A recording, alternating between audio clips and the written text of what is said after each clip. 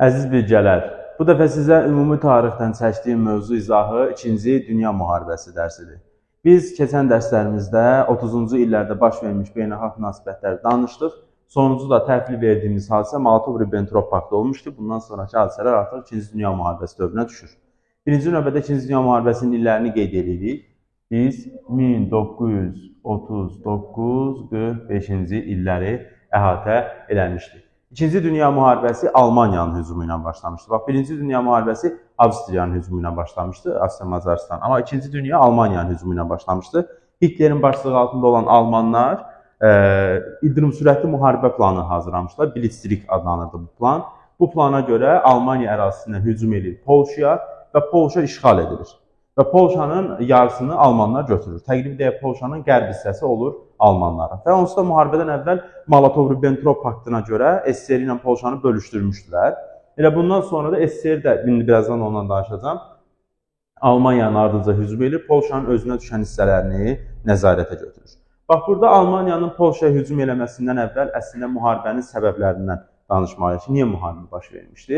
Əslində hər şey elə 29-cu il böhrandan sonra baş verir. Çünki yeni bazarlar əldə eləmək üstündə dava gedirdi, yeni xammal mənbəyi və digər şeylər. İqtisadiyyat uğruna bir müharibə var idi. Versal-Vaşinqton sisteminin ədalətsizliyi var idi. Burada haqsızlıqlar vardı. Məsələn, Almaniyaya ağır təzminatın yüklənməsi düzdür, sonradan aradan qaldırılır bu. Amma eyni zamanda Yaponiya məsələsi, İtaliyaya verilən vədlərin yerinə yetirilməməsi məsələsi var idi. Eyni zamanda cəmiyyətlər arasında bir toqquşma var idi. Belə ki, totalitar cəmiyyətlə liberal cəmiyyətlər arasında fikir ayrılığı var idi. Liberal cəmiyyətin nümayəndələri, yəni məsələn Fransa, Böyük Britaniya fikirləşirdilər ki, totalitar cəmiyyətləri bir-birinə qırdırsaq, yəni Almaniya ilə SSR-i bir-birini döyüb məğlub edəsələr, biz də onlardan qurtulmuş olaraq, həm də ikisi də zəifləmiş olar. Bu kimi eyni zamanda bayaq dediyim kimi Versal-Vaşinqton sisteminə görə qisasçılıq, revanşizm kimi ideyaların ortaya çıxması Dünya müharibəsinin əsas səbəblərindən olmuşdur. Və bunun ardınca indi müharibəni davam etdirə bilərəm artıq. Almaniyanın hücumundan sonra 39-cu ildə baş vermiş hadisələri əvvəlcə burada sıralayım.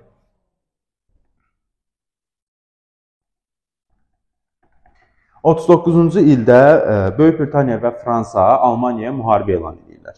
Müharibə elan etmələrinə baxmayaraq onlar hazır əməliyyata keçmirlər. Və bu hadisə 40-cı ilin mayına qədər davam edir. Bu hadisə də tarixə qəribə müharibə adı ilə daxil olur. Onlar niyə belə edirlər? Fikirləşirlər ki, bəlkə Almaniya bu hadisələrdən üzü Polşaya tərəf gedirdi. Onsuz da deyir ki, bəlkə Polşanın işğal ediləndən sonra getdi SSR ilə toqquşdu. Daha bizim girməyimizə ehtiyac olmadı. Bunlar bir-birini qırdılar. Amma bunların bu hərəkətləri öz nüfuzlarına mənfi təsir edir.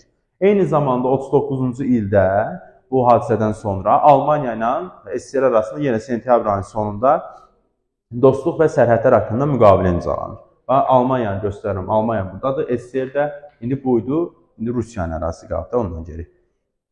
Müqaviləyə görə onlar bir-birlərinin sərhədlərini tanıyırlar, hansı ki Polşanın torpaqlarını işğal eləmişlər və yenə də Avropanın nüfuz dairəsinə bölürlər və Avropanın şərqi, yəni Baltikanı ölkələr, Belarusiya qalır şeyin tərkibində, nüfuz dairəsində, SSR-nin nüfuz dairəsində. İndi biz burada artıq 39-cu ilin deyək ki, payızından söhbət edirik. 39-cu ilin payızında belə ki, SSR-i əvvəldən müəyyənləşdirdiyi qış müharibəsinə başlayır. Və bu qış müharibəsinin əsas məqsədi, onu qeyd elədim ki, Finlandiya ərazisini işğal eləmək, Baltikanın torpaqları və Polşanın bir hissəsini işğal eləməkdir. 39-un payızından noyabr ayından təqribən 40-ın mart ayına qədər davam eləmişdi bu qış müharibəsi. Əslində qış müharibəsində Finlandiya öz müstəqilliyini qoruyur, amma SSR-i Baltikanın dövlətləri, yəni Latviya, Litva, Estoniyanı işğal eləyir, Polşanın bir hissəsini işğal eləyir və Rumıniyadan da Bessarabiyanı alır. Baxın, və bunun nəticəsində 39-cu ilin ya sonu, ya 40-cı ilin əvvəli, yəni qış müharibəsinin nəticəsində SSR-i keçmiş Rusiya, Çar Rusiya imperiyasının 17-ci ilə qədər olan sərhədlərini bərpa edir. Yəni bu cümlə formasında bizə düşür, nə vaxt baş vermişdi bu hadisə? Siz deyirsiniz ki, məsələn, bu 39-cu ildə olub, ya da 40-cı ilin əvvəlində. Bir şey deyim ki, bu hadisə 2-ci Dünya müharibəsinə düşsə də, Böyük Vətən müharibəsinə düşmür. Böyük Vətən müharibəsi 41-45 ilində, ondan növbə ilə gəldiksə danışacağıq. Və deməli, 39-cu ildə baş vermiş hadisələr bu qədərdir. İndi keçirik 40-cı ilə. 40-cı ildə baş vermiş hadisələr içərisində Almaniyanın hücumlarının ardını davam elətdiririk. Belə ki, Almaniya gördüyünüz bu ərazidən öz təhlükəsini təmin etmək üçün şimal ərazilərinə də qoşun yeritməyə başlayır. Və 40-cı ilin məsələn mart ayında Danimarkanın və Norveçin işğalı ilə Almaniyanın şimaldan olan təhlükəsizliyi təmin olunur. Nə zaman təmin olunur? 40-cı ilin martında. Hansı ərazilərin işğalı ilə təmin olunur? Danimarka və Norveçin işğalı ilə. Burada diqqətli oluruq. Bunun ardınca Almaniya Avropa istiqamətində də hücumlar həyata keçirir. Deyək ki, 40-cı ilin may ayında Hollandiya və Belçikanı ələ keçirir.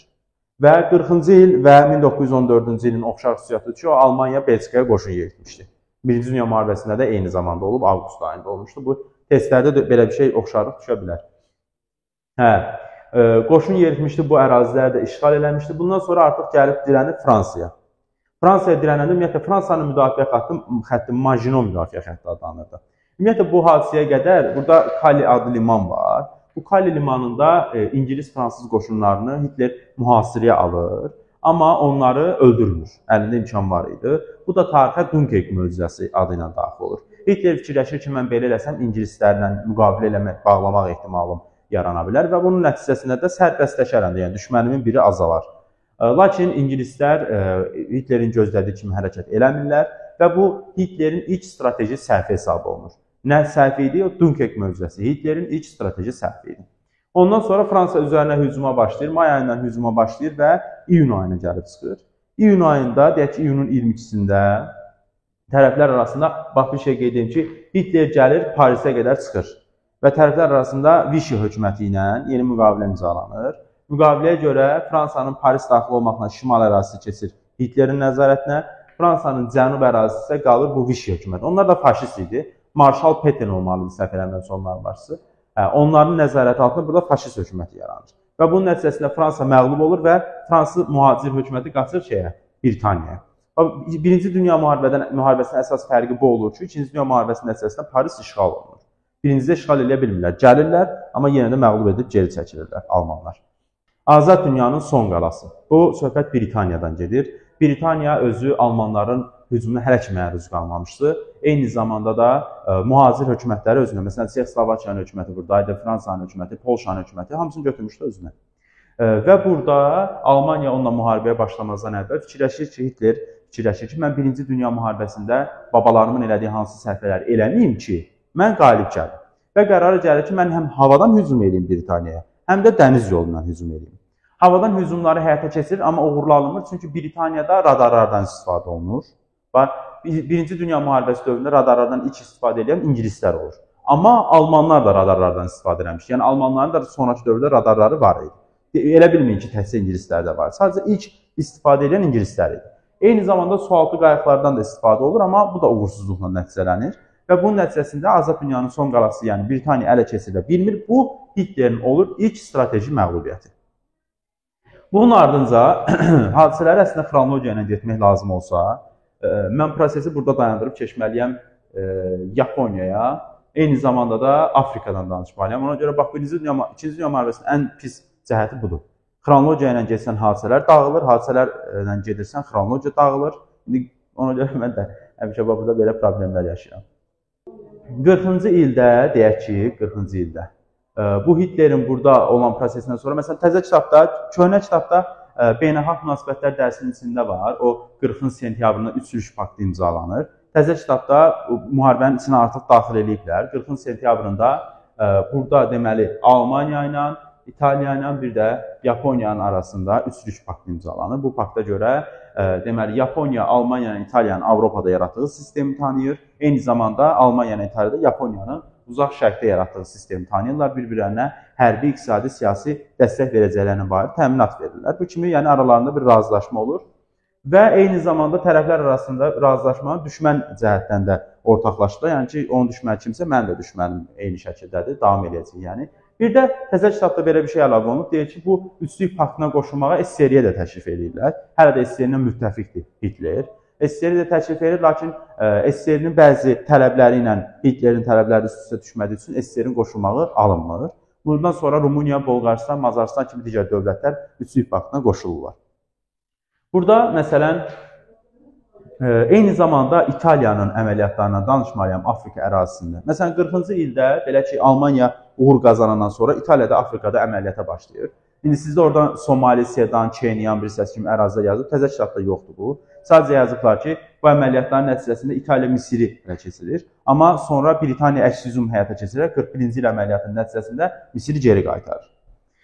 Burada eyni zamanda deyək ki, 41-ci ildə proseslərdən danışanda biz orada Almaniya ilə bir İtaliyaya tapşırır ki, təzə kitabda bu var, bunu qeyd edeyim ki, Almaniya İtaliyaya tapşırır ki, get orada Süveyş kanalını ələ keçir.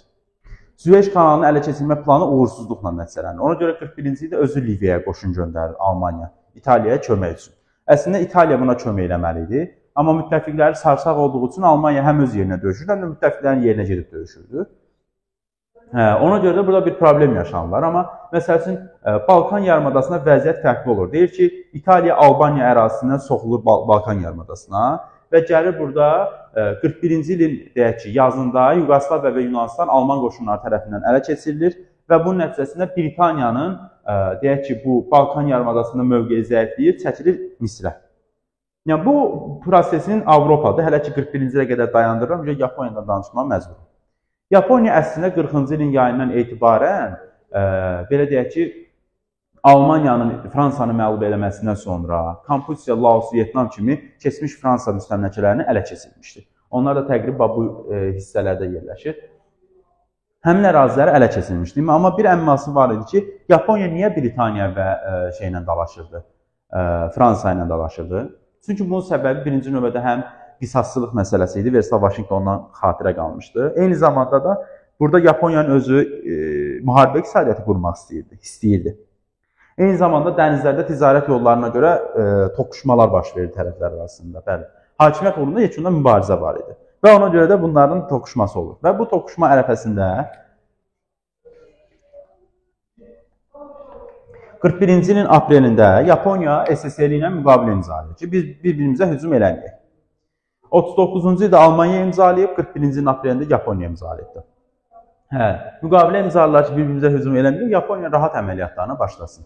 Əməliyyatlarını davam elətdirir və nəticədə 41-ci ilin dekabrında Pearl Harbor limanını bombalayır. Bunun nəticəsində ABŞ girir müharibəyə. Artıq bu birinci qəbula düşmüşdü buna dair sual. Buradan o tərəfə baş vermiş hadisələr olur ABŞ-ın 1-ci dünya müharibəsinə, 2-ci dünya müharibəsinə daxil olmasından sonraki hadisələr. Amma bura qədər hadisələr ABŞ sadəcə qıraqdan nəsə eləyirsə də. İndi, məsələn, ABŞ-ın müharibəyə daxil olması 41-in son hadisəsidir. Amma 41-də baş vermiş digər hadisələr var, mən məcburam ondan da danışmağa. İndi qayıdırıq təzələnən hara? Dala. Məsələn, burada 41-ci ilə danışmalı olduğum məsələ SSR məsələsidir. Belə ki, Almanlar SSR ilə müəyyən müddət müttəfiq siyasət yürüdürlər. Onu bayaq deyəsən yadından çıxıb deməmişəm. 39-cu ilin qışında, bu qış əməliyyatı nəticəsində, Finlandiya hücumu nəticəsində SSR Millətlər Cəmiyyətindən çıxarılır. Finlandiya ilə müharibədə də mühərriklərin zəif olduğunu görür Almanlar. Fikirləşir ki, mən buna əslində hücum edib götürə bilərəm də nəzarətlə. Sadəcə Hitler orada bir səhv edir. Çünki Britaniyanı məğlub etməmiş, sən SSR üzərinə hücum etməməliydin. Amma yenə də 41-ci ildə Barbarossa planı hazırlayır SSR, ildırım sürətli müharibə. Planına görə ilk 3 ayda rahat irəliləyir. Ukraynanı, Belarusiyanı tutur, sonra gedir Leningradı mühasirə alır, Moskvaya yaxınlaşır. Amma 41-ci ilin sonunda Moskva döyüşü baş verir, qeyd eləmişəm 41-i. Moskva döyüşünün nəticəsində Almanlar məğlubiyyətə uğrayır. Hava şəraitinə görə, SSR-in müqavimətinə görə, Almanların artıq yorulmağına görə, çünki dayanmadan müharibə aparırlar və bunun nəticəsində Almanların ildırım sürətli müharibə planı puça çıxır. Bu, 1-ci Dünya müharibəsindəki Marna döyüşünə oxşar xüsusiyyət ki, Almanların ildırım sürətli müharibə planı puça çıxmışdır. 41-ci ilin bu hissəsində çatdırdım. 41-ci dəfə təzələn qayıdıram bir də Atlantika xaritəsindən danışmağa. Ümumiyyətlə, 41-ci ilin avqustunda, deməli, ABŞ-la, ABŞ ilə Böyük Britaniya arasında Atlantika xaritəsi imzalanır. Və sonra sentyabrda SSR, Polşa və Çexoslovakiya mühacir hökumətini tanıyır, qoşulur. Atlantika xaritəsində bunlar deyirlər ki, biz Hitlerin axırına çıxmalıyıq, artıq müharibəni davam elətdirməliyik, faşistləri məğlubiyyətə uğratmalıyıq. Amma ki, xalqların müqəddəratını təyin etmə hüququnu tanıyırıq. Bu, 1-ci dünyadan sonraki o 14 maddə prinsipi ilə Wilson oxşar xüsusiyyət ola bilər. Eyni zamanda deyir ki, cəzalandıraq bunları. Bu da Versailles müqaviləsinin, konferansının çağırılmasının oxşar xüsusiyyəti ola bilər. Və müharibə bitsin, amma biz başqasının ərazisini işğal etmək istəmirik deyirdilər. Və bir də deyirdilər ki, silahdan istifadəni dayandıraq. Bu, yəni Atlantika Xartiyasının əsas prinsipləridir. Bunu imzalayırlar 41-ci ildə. Sonra 42-ci ilin yanvarında artıq Birləşmiş Millətlər Bəyannaməsi imzalanacaq. Və birinci, əslində, biz ABŞ dərsinin içində də söhbət edəndə dedik ki, ABŞ-ın özü bitərəf siyasət yürüdürdü. Ta ki 41-ci ilə qədər. Roosevelt 41-ci ildə Lend-Liz borc və kirayə qanunu qəbul edir. Bu qanunun birinci şamil olunur Böyük Britaniya. Sonra SSR-yə şamil olunur. Və onun artıq bir tərəf olmadığını göstərir. 41-ci ildə dedim ki bunu. Bu hadisə də imtihanda düşdüyü kimi, bu hadisə də 2-ci Dünya müharibəsinə daxil olmasına qədərki hadisələrdir. Yəni, ABŞ-ın Dünya müharibəsində iştirakı dövrünə düşmür. Yəni, bu onsuz da inanmıram təzədən belə bir sual salaları. Amma yenə də elə belə uşaqlara istismarçı kimi göndərir. Artıq 42-ci ildən danışanda bayaqçı söhbəti davam elətdirməliyəm. Əslində, o Birləşmiş Millətlər Bəyannaməsi qəbul olunmuşdur və Birləşmiş Millətlər Bəyannaməsinin qəbul edilməsi ilə BMT yaradılmadı. Çaşdırmayın özünüzü. BMT 45-ci ildə San Stefano konferansında yaradılır. Sadəcə bunun anti-Hitler koalisiyası yaranır. Əslində 42-ci ilin əvvəli anti-Hitler koalisiyasının zirvə idi. Sadəcə 42-yə qədər bunlar çünki niyə uğur qazanmışdılar? Çünki müharibəyə əvvəlcədən hazırlaşmışdılar, tədarüklərini görmüşdülər. Artıq cəbhə uzandıqca bunların məğlubiyyəti də artmağa başlayır. Və artıq 42-ci ildən etibarən yavaş-yavaş Hitler və onun müttəfiqləri geri-geri düşürdülər. İndi bu dəmdə əslində 42-ci ildə Hitler durub SSR-yə, onsuz da SSR-ilə müharibə edirdi də. Hitlerin hədəfi olur, deyək ki, Qafqaz, yəni Azərbaycanda daxil olmaqla. 42-ci ili qeyd eləmişəm, hə. Burada Edelweiss planını hazırlayır. Edelweiss planına görə də həmin əraziləri tutmalı idi, işğal eləməli idi. Bakının təbii ki, neftinə görə bu əraziləri işğal etmək istəyirdi. 42-ci ildə Hitler həmin ərazilərə yaxınlaşır, amma burada Qafqaz istiqamətində Stalingrad döyüşü baş verir. Baxın, Stalingrad döyüşünün nəticəsində Qafqaz istiqamətində, yaxud da ki, Sovet-Alman cəbhəsində bu istiqamətdə əsası dönüş baş verdi. Bax, Sovet-Alman cəbhəsində əsası dönüş baş verdi. Və 42-ci ilin deyək ki, payızında bu döyüş olubdur. 43-cü ilin fevralından əks hücuma keçdilər, Hitlerin qoşunlarını tək-silah elədilər. Və bax, sonra 43-cü ilin yayında baş verən Kursk döyüşündə Sovet-Alman cəbhəsində əsası dönüş başa çatdı. Əsası dönüş Sovet-Alman cəbhəsində baş verdi deyirsə Stalingrad döyüşü, əsası dönüş başa çatdı deyirsə Kursk döyüşü 43-cü ildə. Bu hissə dayansın. 42-ci il hissəsi burada dayansın. Mən bir də danışmalıyam 42-ci ildə Sakit Okean cəbhəsindən. Çünki burada Yaponiya müharibədə tədbirləri davam elətdirirdi və əsas hədəflərindən biri Avstraliya idi. Və burada 2 dənə döyüş baş vermişdi. Bir Mərcan, bir Midway. Dəsən səhv yadında qalmışsa Midway'i təzə şahdan çıxardıblar, amma Mərcan qalıb. Yekunda Mərcan döyüşü Yaponiya ilə ABŞ arasında baş verir. Mərcan döyüşündə ABŞ qalib gəldi, Yaponiya məğlub olur və bu döyüşlərdən sonra, hər iki döyüşdən sonra artıq Yaponiyanın Sakit Okeandakı hücumlarından elə bir əl-qolu yığılır. Və onun Avstraliyanı da işğal etmək planında bıçaq çıxmışdı əslində burada. Və bundan sonra Yaponiyanı da əslində burada belin qırırlar.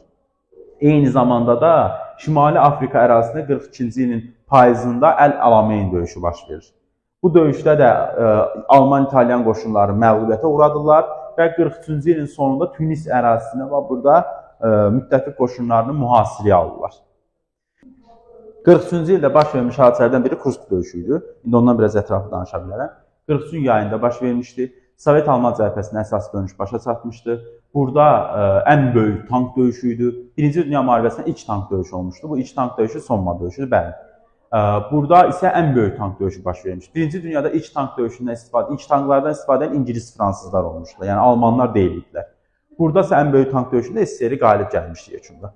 Və bir də burada ümumiyyətlə 42-ci ildə bir dənə nöqtə yadıma düşdü, qoy onu əlavə edeyim. Belə ki 42-ci ildə müttəfiqlər, yəni ABŞ, SSR, Böyük Britaniya, Fransa artıq yoxdur, ölüb Fransa. Müttəfiqlər aralarında razılığa gəlirlər ki, gəlin yeni birlik yaradaq, Hitlerə qarşı tədbirlər həyata keçirək. Amma Stalinin tələbləri vardı. Stalin deyir ki, 2-ci cəbhəni alsın da, düşmüsünüz buradan mənim üstümə, da mən də susuram bir yerə qədər. Bu tərəfə onsuz da şuman edib qoyub böyrüzdə. Heç olmasa siz buradan bir dənə yol atsın ki, ona qarşı döyüşməyə. Mən də heç olmasa müdafiə oluna bilim də, bu tək düşmüsünüz üstümə. Bunlar da əslində yubadırlar ki, qoy elə SSR zəifləsin. Qoy elə zəifləsin SSR deyir. Onsuz da Stalin də onun tayıdır. Onlar da bilirdilər. Nəysə bu çox davam eləmir amma. Məsələn, bir dənə şey qeyd edim ki, 43-cü ildə müttəfiq qoşunlar, yəni ABŞ, İngiltərə qoşunları Siciliya ərazisinə qoşun yeridirlər 43-cü ayında. Və bunun nəticəsində Mussolini devrilir, yeni İtalyan hökuməti isə müharibə elan edir Hitlerə. O, Birinci Dünya müharibəsində də onsuz da eyni şey baş vermiş. İtaliya satmışdı Almaniyanı. Və burada da eyni şey olur. Orada məsələn 15-ci ildə satmışdı, burada 43-cü ildə satır. Yəni bu da oxşar xüsusiyyət kimi düşə bilər ki, İtaliya mövqe dəyişmişdi hər iki müharibədə. 43-cü ildə bir də payızında Tehran konfransı keçirilir. Tehran konfransının keçirilməsində məqsəd bu ikinci zəfər söhbəti. Kimlər iştirak eləmişdi burada? Churchill idi, Britaniyanın baş naziri idi, Stalin idi, bir də Roosevelt. Və razılaşırlar 44-cü ilin yayında, iyunun 4-ü idi neçəsi idi. Gün yadından çıxıb. Deyək ki, 44-cü il iyununda, baxın, Fransa ərazisində açılır. İkinci zəfər açılır. Charles de Gaulle'un başçılığı altında qoşunlar yeridilir və ikinci zəfərini Fransa ərazisində açılır. 43-cü ildən qalan olan bir hadisənin biri də Tehran konfransı idi. Bir də Atlantika döyüşü var idi. Bu Atlantika döyüşünün özündə, sizin kitabda yazıblar ki, Atlantika döyüşündə ümumi əsası dönüş baş verir. Bax orada çünki əsas dönüşün başa çatması cümləsini bayaq ona görə vurğulaya deyirdim. Atlantika indi bu deyək ki, bu istiqamətdə baş verirdi. Atlantika okeanı istiqamətində baş verir döyüş və əsaslı dönüşün burada özünü tamamilə göstərir. Tamamilə göstərir ki, artıq üstünlük tamamilə anti-Hitler koalisiyasının əlindədir. 44-cü ildə, 44-cü ilə qədər bir fikirləşim ki, 43-də nəsə qalmadı. 44-cü ildə müttəfiq qoşunları 44-cü sonuna qədər deyir ki, Fransanın ərazisini azad edirlər. Eyni zamanda Şərqi Avropaya da SSR qoşun yeridir. Sizdə yazılıb Bolqarıstan, Yugoslaviya, bunların adı çıxarılıb. Sadəcə eləcən deyir ki, 44-cü ildə Şərqi Avropaya SSR-də qoşun yeridir. Və burada istiqaməti genişləndirir. Məsələn, Yugoslaviya deyirsə, artıq burada Şərqi Avropaya Balkan yarımadasından danışır. Bu Balkan istiqamətində də, Bolqarıstan da düzdür, eyni istiqamətdədir. Yəni, Balkan istiqamətində ərazilər azad edilir 44-cü ildə. Artıq 45-ci ildən söhbət edirik. Birinci növbədə onu deyim ki, 45-ci ilin fevralında, İkinci Dünya müharibəsində Türkiyə bir tərəf idi. 45-ci fevralında bir dənə Türkiyə Almaniya-Yaponiya müharibə elan edir. Məqsədi BMT-yə qoşulmaq idi. Təcrid olunmasın deyə. Və eyni zamanda 45-in fevralında Krım yaxud Yalta konfransı keçirilir. Bu ikinci konfrans idi. Böyük üçlüyün ikinci görüşü idi bu. Və burada hansı məsələlər dəqiqləşdirilir? Almaniya ilə olan məsələni tam dəqiqləşdirirlər ki, burada Almaniya ilə müharibə həyata keçirilməlidir, biz davam eləməliyik. Eyni zamanda bu konferansda SSR ilə bir gizli saziş imzalanır. SSR-yə deyirlər ki, sən bizlə Yaponiyaya qarşı müharibə eləməkdə kömək elə. SSR deyir ki, yaxşı, siz mənim birinci növbədə qərb sərhədlərimi tanıyın, yəni tutduğum əraziləri məndə olduğunu tanıyın. Bir də ki, bəs Yaponiyada Sakhalindir, Manzuriya dəmir yolu xəttidir, Kuril adalardır, bunları da mənə verin. Neysə, bunlar razılaşırlar ki, Almaniya məğlub ediləndən sonra SSR Yaponiyaya da müharibə elan etməli idi. Və burada Azad Avropa bəyannaməsi qəbul edilir. Burada əslində BMT-nin iş qaydaları müəyyənləşdirilir. Baxın, BMT-nin Birləşmiş Millətlər bəyannaməsinin qəbul edilməsi 42-ci ilin yanvarıdır. Amma gələcəkdə yaradılacaq BMT-nin iş qaydaları, iş prinsipləri müəyyən edilməsi Krım konferansıdır. Hələ də BMT yaradılmayıb, hələ də BMT yoxdur. Sadəcə proses gedir, yavaş-yavaş hazırlayırlar. Və bundan sonra artıq 45-in deyək ki, aprel ayında sonuncu əməliyyata başlayırlar. Almaniya ərazisində Elba çayı sahilindən qüvvələr hücuma keçir. Aprelin 30-da Hitler özünü güllələyir. Artıq deyir Hitler yaşlıları və qadınları, qocaları, uşaqları qoyurdu. Çünki tükənmişdi də, güc tükənmişdi də, hamı ölmüşdü. Bunun nəticəsində bax, mayın 8-də Almaniya və Hitler də ölə təslim olan. Hitler özünü öldürüb deyilənə görə Argentinadadır Hitler. Nəysə, yekunda onu bilməlisiniz ki, Hitler də ölüydü təslim olan. Sizə deyə bilər ki, Hitlerin təslim olması ilə Avropada müharibə başa çatdı. İfadə səhvdir. Hitler ölmüşdü. Sadəcə Alman hərbiçiləri var idi orada. Onların təslim olması ilə müharibə başa çatmışdı. Və burada bir şey də var ki, bunun nəticəsində Avropada müharibə başa çatmışdı. İkinci Dünya müharibəsi bitməmişdi. Uşaqların ən böyük yaralı yeri budur ki, elə bilir ki, Almaniya təslim olan kimi İkinci Dünya müharibəsi bitir. Xeyr. Sadəcə Avropada olan müharibə bitir. Amma Asiyadakı müharibə hələ də davam edir. Və burada da 45-ci ilin yayında Potsdam konfransı keçirilir. Potsdam konfransında Almaniya təzminat məsələsi, Almaniyanın sərhədləri müəyyənləşdirilir, ərazisinin 4/1-in ya 3/1-ini itirirdi. Almaniya işğal zonalarına bölünməli idi. Beynəlxalq tribunal, hərbi tribunal yaradılmalı Almaniyada ora verilməli idi. Bu məsələləri Potsdam konfransında dəqiqləşdirirlər. Və bu prosesdən sonra artıq gəlib çatırlar 45-in avqustuna. Avqustun deyək ki 6-sı və 9-u ABŞ şeyi bombalayır, Yaponiyanı bombalayır. Və soruşurlar ki, sən niyə Yaponiyanı bombaladın? Bu deyir ki, ərazi uzaq idi, Yaponlar kamikazələrdən istifadə edir, mənim üçün təhlükə yaranırdı. İqtisadi şəraiti orada çətindir, təbiətdən, coğrafi şərait çətindir. Əslində isə bu sadəcə öz gücünü göstərmək üçün belə edirdi.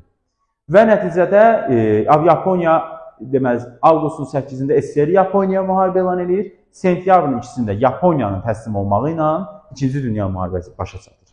Və buna da 2-ci Dünya müharibəsi bitir. 45-ci ilin iyununda, iyunun ya 25-ci ya 26-sı, San Francisco dedim də bayaq. O konferansda BMT yaradılıb, Potsdamda BMT var idi. Bu BMT işləyirdi. İndi 2-ci Dünya müharibəsində olan iqtisadi proseslərdən, elmi proseslərdən danışmalıyıq. Belə ki, bax bu cümləni mən vurğulaya deyirəm. Müharibə dövründə müharibə iqtisadiyyatı yaradan ilk dövlət Britaniya idi. Xəritədə göstərir. Bax sizi allatmasın bu. Britaniya idi ilk müharibə dövlət iqtisadiyyatı yaradan dövlət. Yaponiya istəyir, Britaniya yaradır. Burada həmçinin nə var? Dedim, Britaniya radarlardan istifadə edir. Almaniyanın özü də yeni texniki yeniliklərdən. Hətta tank istehsalına, tank qüvvəsinə görə Britaniyadan üstün idi. Sadəcə ardın gətirə bilmir. Ardın gətirə bilmir də üstünlüyünü itirir. Məsələn, tankvuran raketlər hazırlamışdı ABŞ.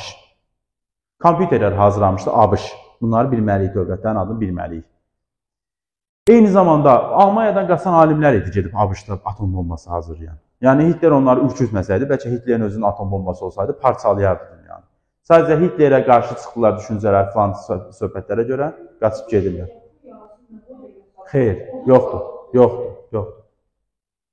ABŞ buradadır. Yaponiya burada. ABŞ burada. Dünya yumruq da. Fırlanır, gəlir, ABŞ buradadır. Yəni, onlar dalaşanda buradan quş atmırdılar da. Buradan tıp göndərdi, buradan düşürdü bura. Məbəş o yaxşı yox yekər. Yox, bunu yumruq da bu xəritədə yoxdur axı. Globus görməmsən. Bu yumruq olduğu üçün xəritə belə olanda elə görsənir. Biri o tərəfdə düşür, bir o tərəfdə. Elə də deyil axı.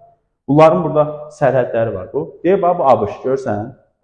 Bax, bu ABŞ buradadır. O bir stayı gəlib düşür burada ABŞ-ın. Gördü, burada göstərəm oynayam, burada bir qırnıq ABŞ göstərəm oynayam, heyecanlanır. Nəysə. Qismət. Deportasiya ümumiyyətlə, belə deyək ki, 42-ci ildə ABŞ Yaponları ərazisindən deportasiya edilməsi haqqında qərar verir.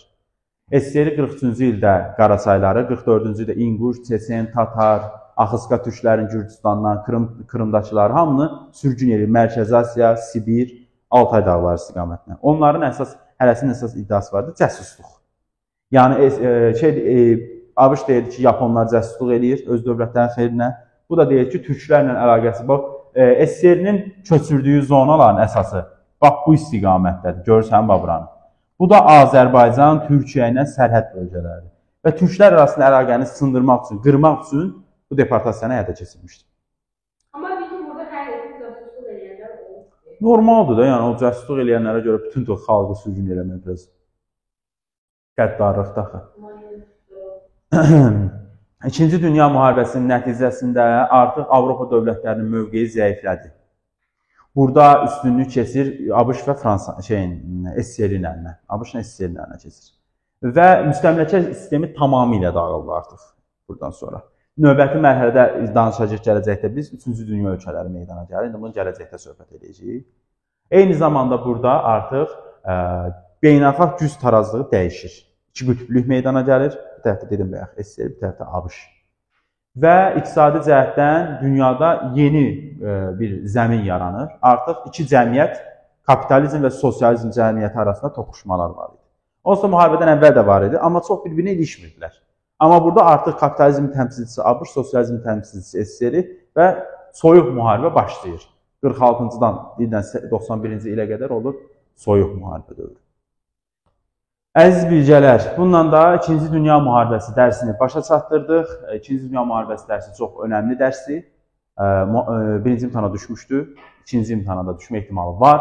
siz də yaxşıca oxuyursunuz, təkrarlısınız, sonra imtahana gedirsiniz. Özünüzə yaxşı baxın. İkinci şans imtahanında sizə uğurlar.